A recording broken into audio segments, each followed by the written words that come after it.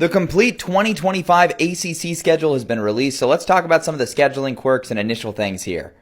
The first thing I usually look to in a new schedule drop is the first month or so of the season, because it really shows you what some of the early storylines of the year could be. Like, look at Louisville, for example, a pretty manageable opening. They could be 5-0 and a pretty highly ranked team. You've got a team in Miami. They play Notre Dame, Florida, and Florida State as 3 of their first 5. Even the South Florida game could be a little tricky. That's also 3 Florida schools, which is pretty cool to play them that early in the season. But the storylines could get interesting if they take like 3 or maybe even 4 losses there. A few others I'm seeing here, Wake Forest. If Jake Dickert and company have this team whipped into shape, they could have a pretty nice start to the season. And there's also a team like Cal. If there's a good iteration of this team, you look at that schedule, it's not too daunting. It's not too difficult at the start.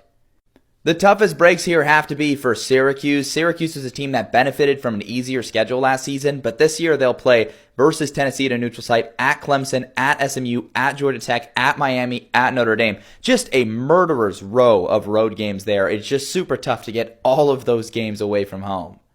I'll move my head out of the way though so you can see the entire schedule, and let me know down in the comments what are some key takeaways you have from this 2025 ACC schedule.